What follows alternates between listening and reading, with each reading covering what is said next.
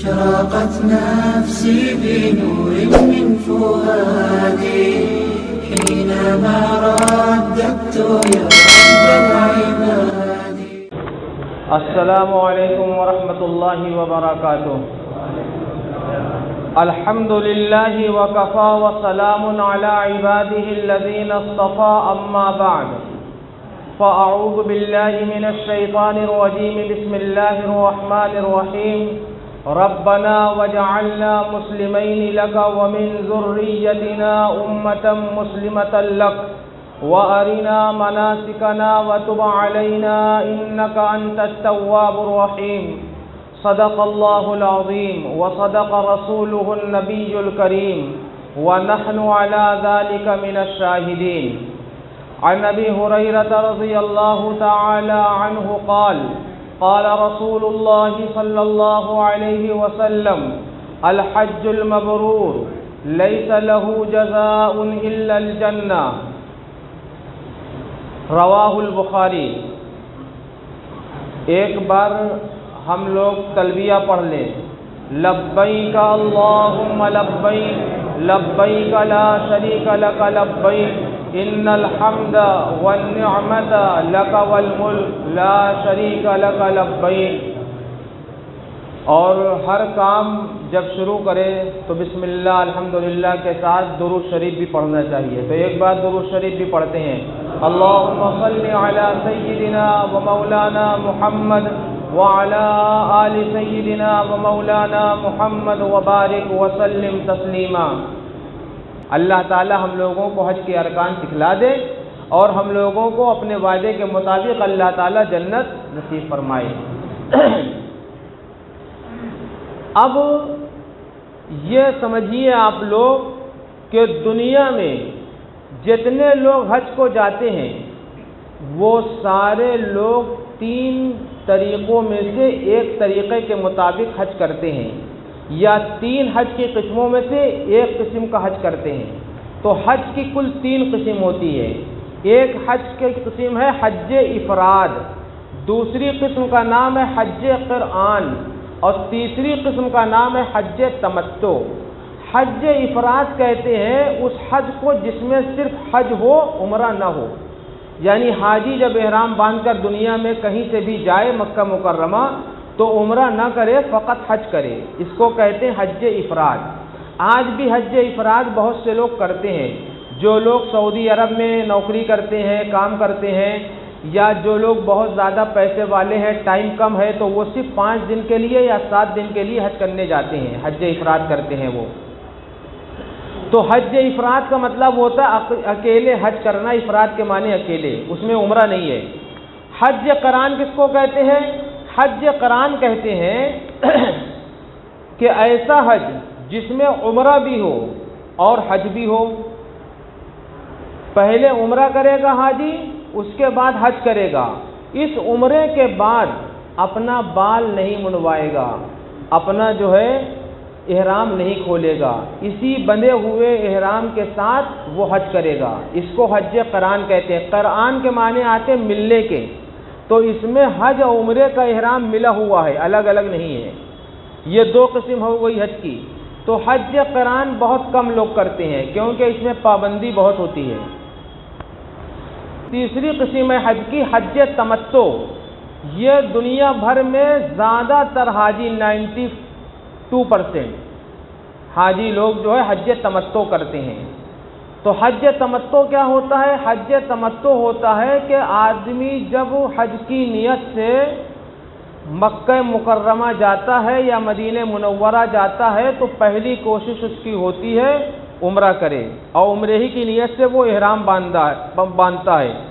جب جو ہے عمرہ پورا ہو جاتا ہے تو وہ احرام کھول دیتا ہے. پھر 7 ذی الحجہ کی شام کو یا 8 ذی الحجہ کی صبح کو دوبارہ حج کی نیت سے احرام باندھتا ہے. اس حج کو حج تمتع کہتے ہیں.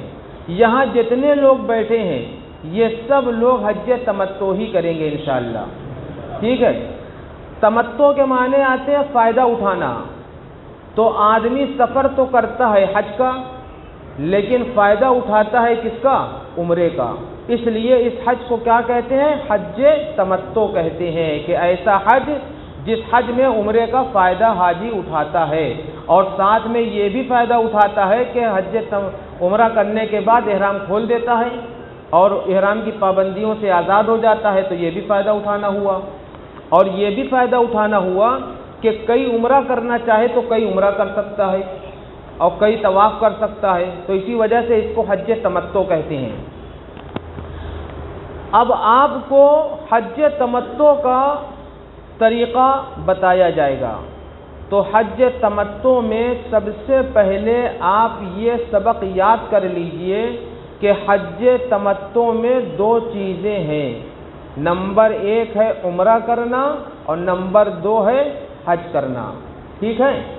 تو پہلے عمرے کا طریقہ بتایا جائے گا اور اس کے بعد میں حج کا طریقہ بتایا جائے گا۔ اب دیکھیے، جن لوگوں کا نام آ گیا ہے حج کا ارادہ رکھتے ہیں، تو وہ جب یہاں سے جائیں گے تو اس کی دو صورت ہوگی۔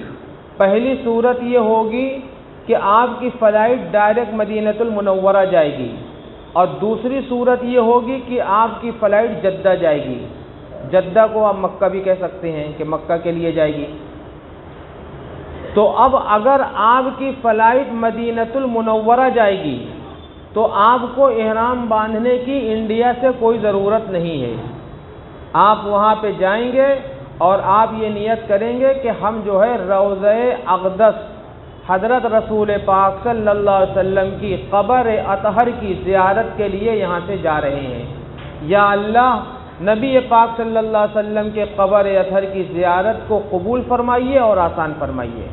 آپ سب لوگ سیدھا اگر مدینے جا رہے ہیں تو یہ نیت کر کے چلے جائیں گے، احرام کی کوئی ضرورت نہیں ہے، اور بجائے تلبیہ کے درود شریف پڑھیں گے کثرت سے۔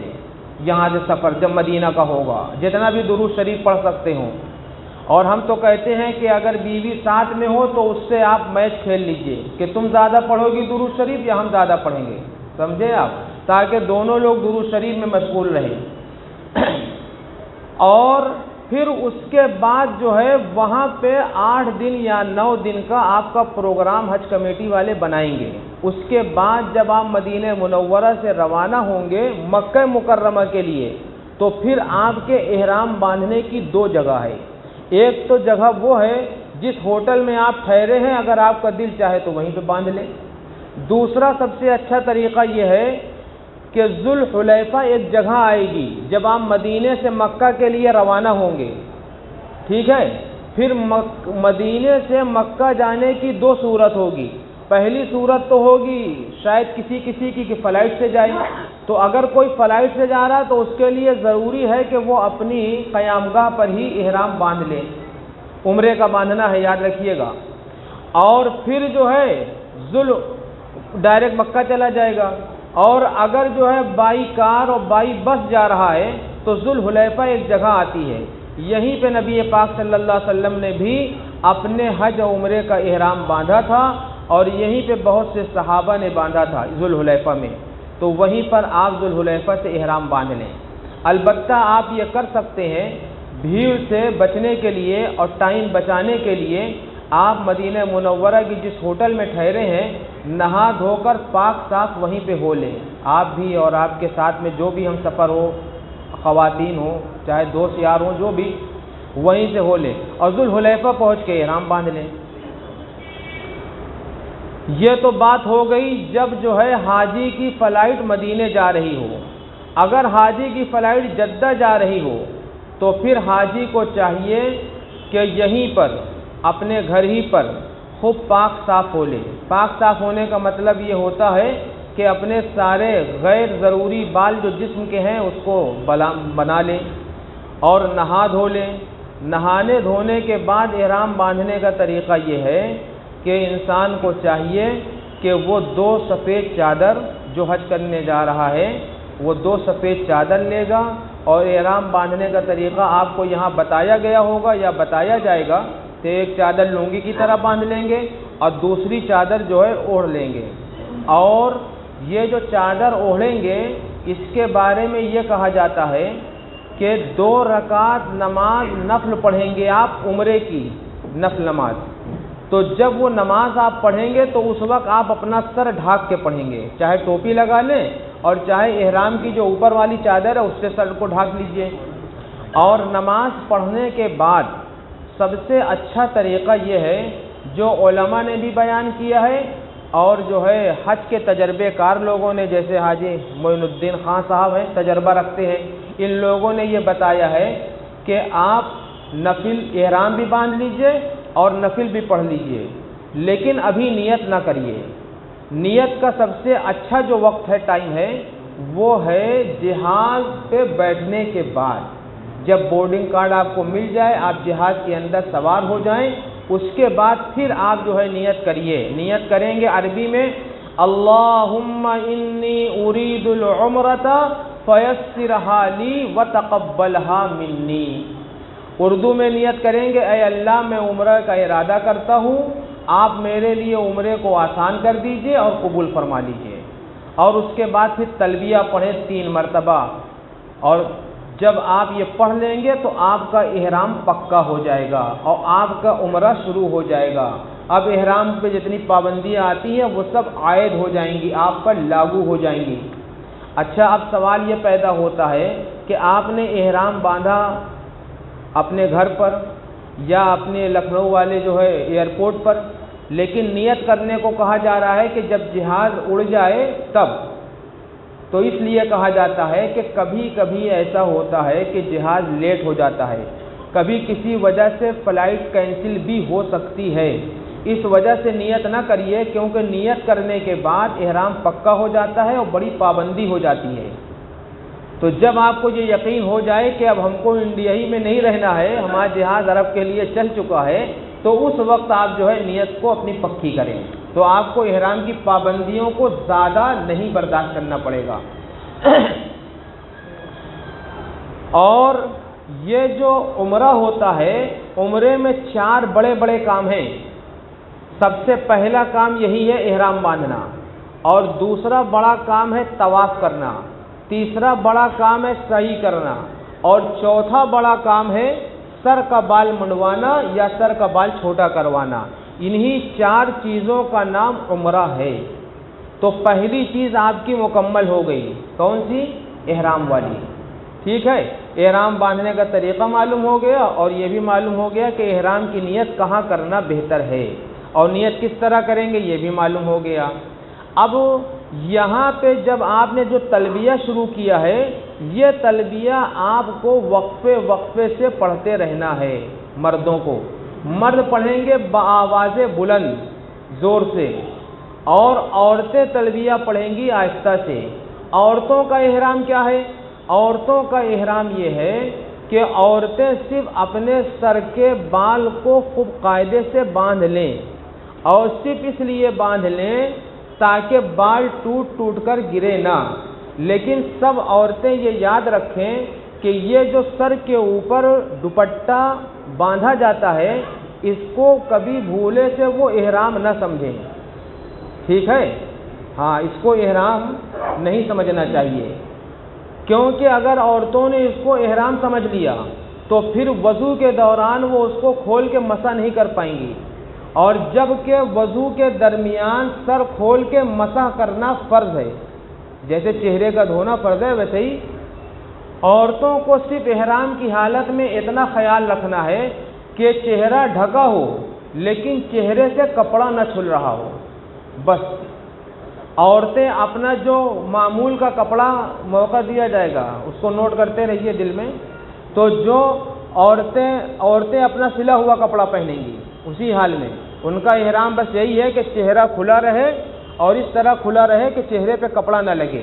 اس کے لیے نقاب بھی آج کل ایسا آتا ہے کہ تھوڑا سا آگے ہیڈ ٹائپ کا رہتا ہے، یا انگریزی ہیڈ جو آتی ہے اس کو لگا لیں، اس کے اوپر سے وہ اس کو گرا لیں۔ اب ایک مسئلہ اور ہے، مان لیجئے کہ کسی عورت کی فلائٹ کا وقت آ گیا اور وہ عمرہ کرنے، ظاہر سی بات ہے اپنے شوہر کے ساتھ جا رہی ہے یا بیٹے کے ساتھ جا رہی ہے، پھر اس کو پیریڈ آ گیا، تو اسی پیریڈ کی حالت میں وہ عمرے کی نیت کر سکتی ہے، کوئی منعیت نہیں ہے، اور عمرے کی نیت کر کے سفر شروع کر سکتی ہے۔ یہ اور جو ہے تلبیہ وغیرہ بھی پڑھ سکتی ہیں، اس حالت میں کوئی منع نہیں ہے، قرآن کی آیت پڑھنا منع ہے فقط۔ اور وہاں جاتے جاتے اگر پاک ہو جاتی ہیں ٹھیک ہے، عورتوں کو 2 چیزیں منع ہوتی ہیں حج کے دوران، اس حالت میں وہ ہمیشہ سبق یاد رکھیں، نمبر 1 قرآن کریم کی تلاوت، اور نمبر 2 مسجد بیت اللہ کا طواف۔ اور رہی نماز کی بات، تو نماز جیسے یہاں انڈیا میں معاف ہوتی تھی ویسے وہاں بھی معاف ہے، نہیں پڑھ سکتی ہیں۔ اور اب آگے چلیے، پہلا کام ہو گیا احرام کا۔ اب دوسرا کام یہ ہے کہ آپ کا جہاز پہنچے گا جدہ، جدہ میں آپ کے معلم لگے ہوں گے، آپ امیگریشن کرانے کے بعد آپ کے معلم آپ کو پکار رہے ہوں گے، آپ اپنا ان کی بس پہ سوار ہو کر آپ اپنی ہوٹل پر جائیے، اور اپنی ہوٹل پر آرام سے اپنا سامان رکھیے اور وہاں پہ آرام کیجیے۔ ایک بات خاص طور پہ یاد کر لیجئے کہ لوگ یہ سمجھتے ہیں کہ بس جس طرح بھی ہو سامان پھینک کر کسی طریقے سے فوراً جو ہے بیت اللہ جاؤ اور وہاں طواف کرو، ایسا ضروری نہیں ہے۔ علماء نے لکھا ہے کہ اللہ کے گھر میں حاضر ہونے کے لیے آپ اپنی تھکان دور کر لیں، آپ کا چہرہ حشاش بشاش ہو جائے، یہ زیادہ بہتر ہے اس سے کہ آپ تھکی ہوئی حالت میں اور مرجھائے ہوئے چہرے کے ساتھ اللہ کے ہاں حاضری دیں، یہ اس سے بہتر ہے کہ آپ اپنی تھکان دور کر لیں۔ اگر نیند کا تقاضا ہو تو نیند پوری کر لیں، اگر جو ہے آپ کو نہانے دھونے کا تقاضا ہو تو نہا دھو سکتے ہیں، یہ سارے کام کر لیں۔ اس کے بعد جب آپ کی تھکان دور ہو جائے، نیند پوری ہو جائے، حشاش بشاش ہو جائے، تو پھر خوب شوق سے تلبیہ پڑھتے ہوئے حرم پاک کی طرف خرامہ خرامہ چلتے رہیے۔ اور جب بیت اللہ پر آپ کی نظر پڑے تو بیت اللہ میں مسجد میں داخل ہونے والی دعا پڑھتے ہوئے داخل ہوں، اور جب خاص بیت اللہ پر نظر پڑے تو اس وقت آپ پڑھیں بسم اللہ لا الہ الا اللہ واللہ اکبر وللہ الحمد، یہ دعا پڑھیں۔ اور اس کے بعد جو ہے پہلی نظر پڑتے اللہ سے دعا مانگیں۔ حدیث میں ہے کہ جب کسی حاجی کی نگاہ بیت اللہ پر پہلی بار پڑتی ہے اور وہ جو دعا مانگتا ہے اللہ تعالیٰ اس کو قبول فرماتے ہیں۔ تو امام ابو حنیفہ رحمۃ اللہ علیہ کے بارے میں مشہور ہے کہ جب ان کی خانہ کعبہ پر پہلی نظر پڑی تو انہوں نے چونکہ وہ بہت بڑے فقیہ تھے، بڑے سمجھدار تھے، تو انہوں نے بڑی اچھی دعا مانگی۔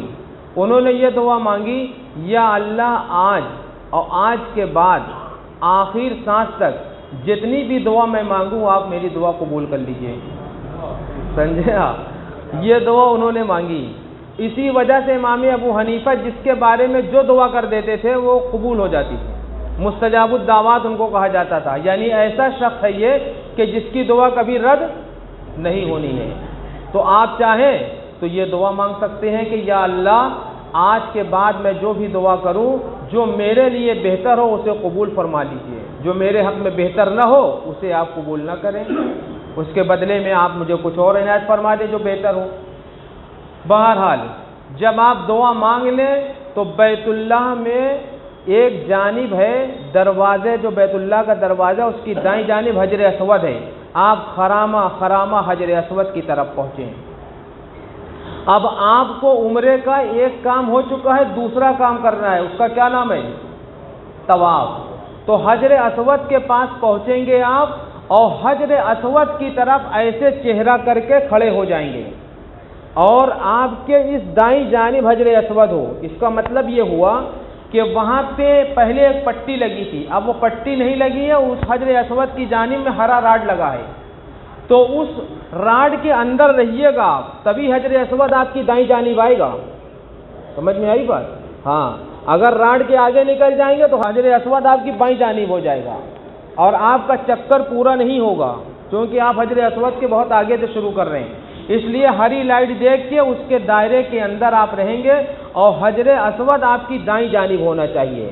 جب آپ کی دائیں جانب حجر اسود آ جائے اور آپ کا چہرہ جو ہے خانہ کعبہ کی طرف ہو جائے تو آپ یہ نیت کریے کہ یا اللہ میں اس عمرے کا طواف کر رہا ہوں آپ کی خوشی کے لیے، آپ اس کو آسان کریے اور قبول فرمائیے، اور اس کے بعد آپ کہیے بسم اللہ اللہ اکبر وللہ الحمد، اور اس طرح اشارہ کریں اور اشارہ کر کے پھر اس ہاتھ کو آپ بوسہ دیں۔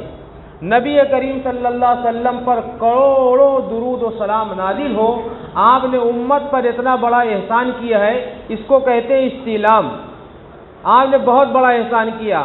آپ نے فرمایا جو حجر اسود کو بوسہ نہ دے پائے وہ حجر اسود کی طرف اشارہ کر کے اپنے ہاتھ کو بوسہ دے تو وہ ایسا ہی ہے جیسے اس نے حجر اسود کو بوسہ دیا۔ کہ کتنا آسان کر دیا حج اور عمرہ۔ چنانچہ جو ہے استعلام کرے گا، گویا حجر اسود کو بوسہ دے رہا ہے، اور اس کے بعد پھر جو ہے اپنا دائیں طرف سے چلنا شروع کر دے گا۔ رمل کہتے ہیں تھوڑا تیز قدم کے ساتھ چلنے کو اور ذرا سا اکڑ کے چلنے کو، ایسے ایسے، سمجھے آپ؟ اپنے شانے کو ہلاتے ہوئے چلنے کو رمل کہتے ہیں۔ یہ ہر اس طواف میں سنت ہے جس طواف کے بعد آپ کو سعی کرنا ہے، اور یہ جو سنت ہے رمل یہ 3 چکروں میں ہے۔ کئے چکر میں؟ 3 چکر میں۔ اور استبا کہتے ہیں داہنے کندھے سے چادر کو نکال کر بائیں کندھے پہ ڈالنے کو، یعنی یہ داہنا آپ کا کندھا کھلا رہے، اس کو کہتے ہیں استبا۔ یہ 7 چکر میں سنت ہے، اور ہر اس طواف میں سنت ہے جس کے بعد صحیح کرنی ہے۔ سمجھ میں آئی بات؟ یعنی اس کا مطلب یہ ہوا کہ اگر آپ صرف طواف کر رہے ہیں، صحیح نہیں کر رہے ہیں، تو اس میں نہ رمل سنت ہے اور نہ استبا سنت ہے۔ اور پھر جب جو ہے ایسے چکر لگاتا ہوا خانہ کعبہ کا دروازہ آئے گا، حتیم آئے گا، حتیم کے اندر سے آپ کو چکر نہیں لگانا ہے، رکن یمانی آئے گا، ملتزم آئے گا، سب کچھ آتا رہے گا، پھر آپ پہنچیں گے حجر اسود کے نشان پر، وہی ہرا راٹ دیکھ لیجئے گا، تو یہاں پہ آپ کا 1 چکر پورا ہوگا۔ پھر دوبارہ یہاں پہ ذرا دیر کے لیے آپ رکیں گے، اور رک کے پھر اسی طرح سے استعلام کریں گے اور اپنے ہاتھ کو بوسہ دیں گے، اور پھر آگے بڑھتے چلے جائیں گے۔ یہ دوسرا چکر شروع ہو جائے گا، پھر ایسے ہی تیسرے چکر میں کریں گے، چوتھے چکر میں کریں گے، تو اس طرح کل آپ کے 8 استعلام ہوں گے، اور چکر ہوگا 7 چکر لگایا جاتا ہے۔ جب یہ 7 چکر پورے ہو جائیں گے، اسی بیچ میں کئی دعا ہے، تو بہت سے لوگوں نے کتابوں میں لکھا ہے، لیکن علماء نے مسئلہ یہ لکھا ہے کہ آپ کو جو دعا یاد ہو اور جس دعا میں آپ کا من لگ رہا ہو، دل لگ رہا ہو، وہی دعا پڑھیں آپ۔ پہلے چکر کی دعا، دوسرے چکر کی دعا اس چکر میں نہ پڑھیں ورنہ چکر آ جائے گا، ٹھیک ہے؟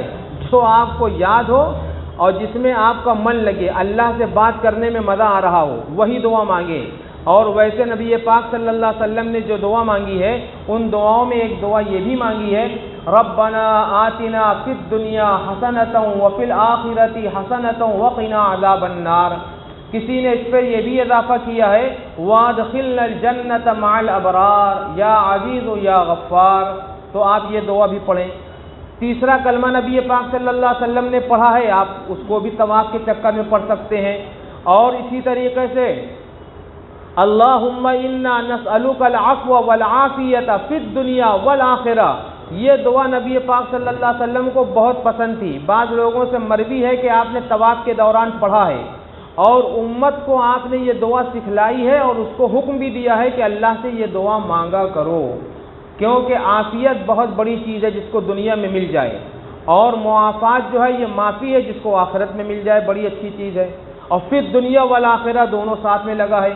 تو یہ 3 دعائیں آپ کم سے کم یاد کر لیجئے تو آپ کا پورا طواف بڑے آرام سے ہو جائے گا۔ پہلی دعا ہے ربنا آتنا، دوسرا ہے یہ اللہم انا نسألک العفو والعافیۃ فی الدنیا والآخرہ، اور تیسرا کلمہ ہے سبحان اللہ والحمد للہ ولا الہ الا اللہ واللہ اکبر ولا حول ولا قوۃ الا باللہ العلی العظیم۔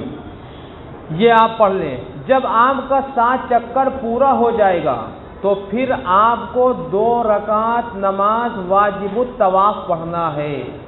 2 رکعت نماز واجب الطواف پڑھنے میں یہ مسئلہ یاد رکھیے کہ بس مقام ابراہیم کے سیدھ میں کہیں بھی پڑھ لیں، بہت اچھی بات ہے کسی کو اگر مقام ابراہیم کے قریب جگہ مل جائے، لیکن حج کا موقع ہوتا ہے، ساری دنیا سے لوگ آتے ہیں، تو ممکن نہیں ہے کہ ہر ایک کو وہاں قریب میں جگہ مل جائے، تو قریب میں جگہ حاصل کرنے کے لیے اپنا 7 چکر آپ خراب نہ کریے گا، کسی کو دھکا نہ ماریے، کسی کو مکہ نہ ماریے، جہاں جگہ مل جائے گی اللہ تعالیٰ آپ کی یہ 2 رکعت نماز واجب الطواف قبول فرما لیں گے۔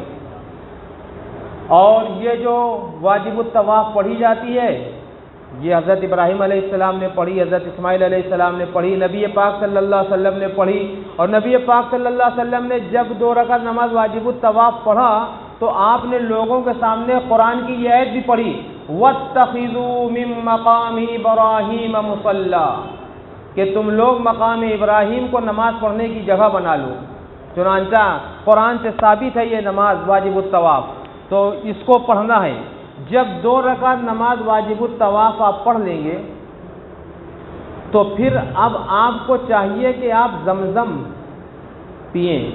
نبی پاک صلی اللہ علیہ وسلم نے زمزم پیا تھا، اور زمزم پینے کے وقت کی یہ دعا ہے، اللہم انا نسألک علما نافعا ورزقا واسعا وشفاء من کل داء۔ اگر کسی کو یاد ہے تو یہ دعا پڑھے، ورنہ یوں کہہ لے کہ یا اللہ میں زمزم کا پانی پی رہا ہوں، اس کی برکت سے مجھ کو علم نافع عطا فرمائیے، مجھ کو شفا عطا فرمائیے، مجھ کو خوب زیادہ رزق عطا فرمائیے۔ اور نبی پاک صلی اللہ علیہ وسلم نے فرمایا ہے کہ جس مقصد سے زمزم پیا جائے گا اللہ تعالیٰ اس کو اس مقصد میں کامیابی عطا فرمائیں گے۔ چنانچہ اگر کسی کو پتھری ہو تو اس نیت سے زمزم پی لے کہ یا اللہ میری پتھری ختم ہو جائے، کسی کو کوئی اور مہلک بیماری ہے، دماغ کی بیماری ہے، کینسر کی بیماری ہے، شوگر کی بیماری ہے، اس نیت سے پی لے، ممکن ہے کہ اللہ تعالیٰ اس بیماری کو دنیا ہی میں دور کر دے، ورنہ اس کے بدلے میں آخرت میں کچھ نہ کچھ ضرور عطا فرمائیں گے۔ تو بہرحال خلاصہ یہ ہے کہ زمزم پیے خوب قاعدے سے، اور زمزم پینے کے وقت جو ہے جو دعا چاہے مانگے۔ اور اس بیچ میں چند باتیں اور ہیں، وہ یہ ہے کہ ملتزم ایک جگہ ہے خانہ کعبہ کے دروازے اور حجر اسود کے بیچ میں، وہاں پہ چمٹ کر دعا مانگی جاتی ہے، لیکن وہاں چمٹنے کا اگر موقع نہ ملے تو اس کے لیے لڑائی جھگڑا نہ کریں، دور سے ہی دعا مانگ لیں۔ ایسے ہی رکن یمانی ایک جگہ ہے، وہاں پہ بھی جو ہے وہاں چمٹنا نہیں چاہیے، وہاں بھی لوگ چمٹتے ہیں، وہاں پہ یہ لکھا ہوا ہے کتابوں میں کہ اس کو ہاتھ سے چھو لے، لیکن احرام کی حالت میں چھونے سے پرہیز کرے، کیونکہ اس پہ بہت سے لوگ خوشبو لگا دیتے ہیں، اور احرام جو لوگ پہن کے وہ طواف کر رہے ہیں ان کے لیے خوشبو منع ہے، اس لیے وہ پرہیز کریں، رکن یمانی پہ یوں ہی دعا مانگ لے دور سے۔ اب آپ نے زمزم پی لیا، آپ کے 7 چکر پورے ہو گئے، تو عمرے میں سے کل کتنے کام پورے ہو گئے؟ 2، پہلا احرام اور دوسرا طواف۔ اب تیسرا کام آپ کو کرنا ہے سعی۔ زمزم پینے کے بعد آپ صفا کی طرف بڑھیں گے، وہاں پہ لکھا رہتا ہے باب الصفا، تو آپ اس کو پڑھ کے صفا کی طرف بڑھتے چلے جائیے۔ تو صفا کی طرف جب آپ جائیں گے تو صفا پہاڑی پر چڑھ کر ایک مرتبہ خانہ کعبہ کی طرف اور استعلام کریں گے۔ ہاں، یہ 9واں استعلام ہوگا، 8 پہلے ہو چکا ہے اور یہ 9واں ہوگا۔ پھر اس استعلام کے بعد جو ہے آپ وہاں پہ کچھ دعائیں مانگیں گے، اور دعا مانگنے کے بعد پھر آپ صفا سے جو ہے چلیں گے مروہ کی طرف، اور صحیح جب بھی شروع کی جائے گی تو صفا سے شروع کی جائے گی، کیونکہ قرآن میں پہلے صفا کا ذکر ہے، بعد میں مروہ کا ذکر ہے۔ ان الصفا والمروۃ من شعائر اللہ، جس طرح قرآن میں پہلے ہے صفا، ایسے ہی حاجیوں کی صحیح میں بھی صفا پہلے ہوگا۔ چنانچہ صفا سے وہ شروع کریں گے، اور پھر جب مروہ پر پہنچیں گے تو 1 چکر پورا ہو جائے گا۔ بعض لوگ ایسے ہیں جو کبھی کبھی بھول جاتے ہیں، وہ صفا سے مروہ جاتے ہیں اور مروہ سے صفا آتے ہیں تو کہتے ہیں 1 چکر ہوا۔ ایسا نہیں ہے، بلکہ صفا سے مروہ پہ جب جائیں گے تو 1 چکر ہوگا، اور جب مروہ سے صفا پر آئیں گے تو دوسرا چکر ہوگا۔ اس طریقے سے اگر آپ کریں گے تو آپ کا 7واں چکر کہاں پورا ہوگا؟ صفا پہ کہ مروہ پہ؟ مروہ پہ، ہاں 7واں چکر۔ اب اسی چکر لگانے میں ایک جگہ بیچوں بیچ میں ایسی آتی ہے جہاں پہ 2 ہرے راڈ لگے ہوتے ہیں، ان کو کہتے ہیں عربی میں میلین اخضرین۔ تو وہاں پہ مردوں کے لیے یہ سنت ہے، صحیح کی سنت میں سے مردوں کے لیے سنت یہ ہے کہ میلین اخضرین کے درمیان تھوڑا تیز قدم چلیں۔ بعض لوگ بہت تیز دوڑتے ہیں، ایسا لگتا ہے کہ کسی سے ریس کر رہے ہیں، ایسا نہیں ہے مسئلے میں، بلکہ مسئلے میں یہ ہے کہ تھوڑا تیز قدم چلیں، ایسا لگے کہ یہ آدمی یا تو تیز چل رہا ہے یا ہلکے دوڑ رہا ہے، تیز نہیں دوڑ رہا ہے۔ تو یہ مردوں کے لیے سنت ہے، بعض خواتین بھی دوڑتی ہیں تو ان کے لیے یہ سنت نہیں ہے۔ خواتین کے لیے میلین افضلین کے درمیان نہ تیز چلنا سنت ہے اور نہ ہلکا دوڑنا سنت ہے، ٹھیک ہے، اور تیز دوڑنا تو مردوں کے لیے بھی سنت نہیں ہے۔ تو یہ اس طریقے سے صحیح کرے گا۔ پھر صحیح کے درمیان جو دعا پڑھی جاتی ہے وہ زیادہ تر پڑھا جاتا ہے چوتھا کلمہ، جیسے طواف میں تھا تیسرا کلمہ نا، ایسے صحیح کے دوران چوتھا کلمہ ہے، لا الہ الا اللہ وحدہ لا شریک لہ لہ الملک ولہ الحمد یحیی و یمیت وہو علی کل شیء قدیر۔ کئی طرح سے چوتھا کلمہ لکھا رہتا ہے کتابوں میں، لیکن یہی والا پڑھے، اور اگر کسی میں یحیی و یمیت بھی نہیں ہے وہو علی کل شیء قدیر ہے۔ دوسرے جو ہے یہ دعا پڑھے رب اغفر وارحم وتجاوز عما تعلم انک انت العز الاکرم، یہ دعا بھی کثرت سے پڑھے اگر یاد ہو۔ تیسری دعا ہے لا الہ الا اللہ وحدہ وانجز وعدہ ونصر عبدہ وہزم الاحزاب وحدہ۔ یہ دوران سعی 3 دعائیں پڑھی جا سکتی ہیں۔ اور اگر یاد نہ ہو کوئی دعا کسی کو تو چوتھا کلمہ تو یاد ہوگا، اس کو پڑھے، اور وہی والا مسئلہ یاد کر لے جو طواف میں میں نے بتایا تھا کہ جس دعا میں دل لگے، من لگے، مزہ آئے، لطف آئے، اللہ سے مناجات کی لذت ملے، وہی دعا پڑھتا رہے، اور بیچ بیچ میں اردو میں اپنے اہل و عیال کے لیے، اپنے ملک کے لیے، اپنے دوستوں کے لیے بھی دعا کرتا رہے۔ اس طریقے سے 7 چکر کرے گا، اور 7 چکر میں جب صفا پہ جائے گا تب بھی جو ہے دعائیں مانگے گا، اور جب مروہ پہ پہنچے گا تب بھی دعائیں مانگے گا۔ بعض کتابوں میں علماء نے لکھا ہے کہ 2 رکعت نماز نفل پڑھنا صحیح کے بعد، صحیح کے جب 7 چکر پورے ہو جائیں تو مستحب ہے، سنت نہیں ہے۔ تو اس کو لیکن جو ہے صفا مروہ کے راستے میں نہ پڑھے، کیونکہ دوسروں کو دقت ہوگی۔ اگر موقع ہے آپ کے پاس، ٹائم ہے، تو آپ حرم کے طرف چلے جائیں، راستہ رہتا ہے وہاں پہ پڑھ لیں، اور اگر موقع نہ ملے تو پڑھنے کی ضرورت نہیں ہے اگر موقع نہ ملے، ٹھیک ہے۔ جیسے حجر اسود چھونے کا موقع نہ ملے تو حجر اسود چھوڑا جا سکتا ہے، اور جیسے مقام ابراہیم کے قریب میں جو ہے نماز پڑھنے کا موقع نہ ملے تو دور پڑھ سکتا ہے، ایسے ہی یہ 2 رکعت صحیح والی پڑھنے کا موقع نہ ملے تو چھوڑا جا سکتا ہے۔ البتہ طواف کے بعد جو 2 رکعت پڑھی جاتی ہے وہ کسی قیمت پہ نہیں چھوڑ سکتے، وہ واجب ہے، وہ طواف و عمرے کا حصہ ہے۔ اب آپ کے کتنے کام پورے ہو گئے؟ 3، بچا 1۔ جو 1 کام بچا ہے وہ ہے بال کا منڈوانا یا بال کا کتروانا۔ عربی میں منڈوانے کو کہتے ہیں حلق کرانا، حلق، اور بال چھوٹا کرانے کو عربی میں کہتے ہیں قصر۔ تو نبی پاک صلی اللہ علیہ وسلم نے بال منڈوانے والوں کے لیے 3 مرتبہ برکت کی دعا فرمائی، اللہم بارک للمحلقین، اللہم بارک للمحلقین، اللہم بارک للمحلقین۔ بعض صحابہ اس انتظار میں تھے کہ مقصرین یعنی جو بال چھوٹا کرائیں گے ان کو کب برکت کی دعا ملے گی، تو نبی پاک صلی اللہ علیہ وسلم نے 1 مرتبہ فرمایا اللہم بارک للمقصرین۔ تو بال منڈوانا یہ افضل ہوا، کیونکہ ان لوگوں کو 3 مرتبہ دعا ملی ہے میرے نبی کی، اور جو بال چھوٹا کراتے ہیں ان کے لیے برکت کی دعا نبی پاک صلی اللہ علیہ وسلم کی زبان مبارک سے 1 مرتبہ۔ اس وجہ سے بال منڈوانا افضل ہے۔ مردوں کو چاہیے کہ وہ بال کیا کریں؟ منڈوا لیں، شرمائے نہ، آتے آتے نکل آئے گا انشاءاللہ۔ اور جو ہے جو لوگ نہیں کروا سکتے تو وہ بال چھوٹا کرا لیں، وہ بھی عمرہ ہو جائے گا۔ اب جب آپ یہ بال منڈوا لیں گے یا چھوٹا کروا لیں گے تو آپ کا عمرہ کیا ہو گیا؟ مکمل ہو گیا۔ اب آپ چاہیں تو اپنے چادر احرام کی اتار کے سلا کپڑا پہن سکتے ہیں، ساری پابندیاں جو تھیں احرام کے ساتھ وہ ختم ہو گئیں۔ البتہ عورتوں کے لیے کیا حکم ہے؟ عورتوں کے لیے یہ حکم ہے کہ وہ اپنی پیچھے جو چوٹی لٹکتی ہے ان کو خود اپنے ہاتھ سے پکڑ لیں، اور پکڑ کے ایسے سامنے کی طرف لے آئیں، اور خود قینچی سے تو 1 انگلی کے مقدار کاٹ لیں۔ اگر خود سے ان کو کاٹنا مشکل ہو تو جو ان کے ساتھ محرم ہے، ان کے شوہر، بیٹے، بھائی جو بھی گئے ہیں، تو وہ اپنے محرم سے جو ہے کٹوا لیں۔ تو ان کا جو ہے جب وہ کٹوا لیں گی تو ان کا بھی عمرہ مکمل ہو جائے گا۔ جیسے آپ کا عمرہ مکمل ہو گیا بال کے کٹاتے یا منڈاتے، ویسے وہ بھی جب بال کٹوا لیں گی تو ان کا بھی عمرہ مکمل ہو جائے گا۔ ان کے اوپر سے بھی ساری پابندیاں جو احرام کی تھیں اور عمرے کے دوران وہ سب ختم ہو جائیں گی۔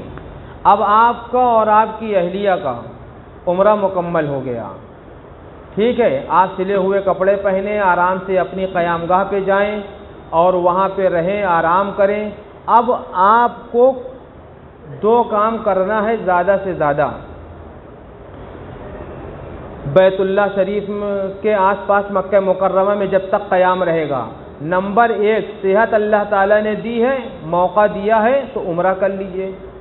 آپ اس کے بعد دوسرا عمرہ، تیسرا عمرہ، چوتھا عمرہ جتنا چاہیں کر سکتے ہیں 8 ذی الحجہ تک۔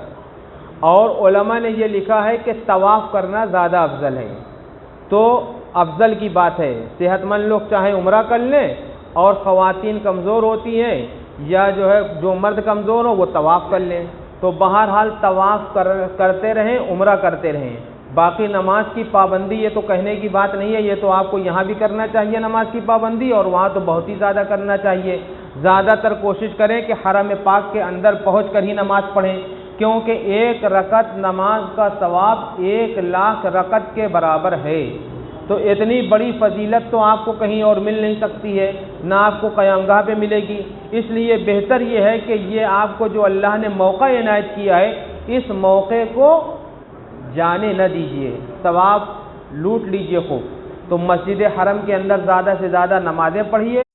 روزانہ کعبہ پر 120 رحمتیں نازل ہوتی ہیں، ان رحمتوں میں سے 60 رحمتیں طواف کرنے والوں پر نازل ہوتی ہیں، اور 40 رحمتیں نماز پڑھنے والوں پر، اور 20 رحمتیں صرف کعبہ کو دیکھنے والوں پر نازل ہوتی ہیں۔ جو صرف بیٹھ کے دیکھتا رہتا ہے، بیت اللہ کو دیکھنا بھی عبادت سے خالی نہیں ہے، 20 رحمتیں اس کو ملتی ہیں۔ تو خلاصہ یہ ہے کہ ان رحمتوں سے، ان برکتوں سے آپ محروم نہ ہوئیے۔ اب رہی بات کہ آپ کو جب دوسرا عمرہ کرنا ہوگا تو اس کا کیا طریقہ ہے، یہ معلوم ہونا چاہیے۔ تو دوسرے عمرے کا طریقہ یہ ہے کہ تنیم ایک جگہ ہے، آپ وہاں چلے جائیں، آپ کی جو قیام گاہ ہے نا، وہاں سے اگر آپ احرام باندھ کے عمرہ کریں گے تو دوسرا عمرہ آپ کا نہیں ہوگا۔ دوسرے تیسرے عمرے کے لیے آپ کو تنعیم یا مسجد عائشہ ایک ہے، وہاں پہ آپ کو جانا ہوگا۔ پہلے 2 ریال لوگ لیتے تھے، اب ہو سکتا ہے 10 ریال لیں، کیونکہ وہاں مہنگائی بہت ہوتی جا رہی ہے، تو 5-5 ریال بتا رہے ہیں۔ تو بہرحال جو بھی لے، آپ کو وہاں جانا ہوگا، وہاں پہ سب بنا رہتا ہے، غسل خانہ، وضو خانہ، ساری چیزیں رہتی ہیں۔ آپ آدھے سے زیادہ اپنی تیاری جو ہے اپنے وہاں پہ کر لیجئے، کیا نام ہے، ہوٹل کے اندر، اور باقی احرام باندھنے والا کام جو ہے وہاں جا کے کریے مسجد عائشہ میں، اور وہیں پہ احرام باندھیے، وہیں پہ 2 رکعت نماز نفل پڑھیے، اور جیسے نیت بتایا گیا تھا عمرے کی نیت کریے کہ اللہ میرے لیے عمرہ آسان فرمائیے، میں آپ کی خوشی کے لیے عمرہ کر رہا ہوں دوسرا، اور جو ہے آپ اس کو قبول فرمائیے، آسان فرمائیے۔ پھر جو آپ نے پہلے عمرے میں کیا تھا وہی سارے کام اس میں کرنا ہے۔ اب اس میں جن لوگوں نے حلق کرا لیا ہے ان کو تھوڑی سی یہ پریشانی شاید خیال میں آ سکتی ہے کہ پھر ہم بال کیسے کٹائیں گے، بال تو کٹ چکا ہے ابھی کل پرسوں۔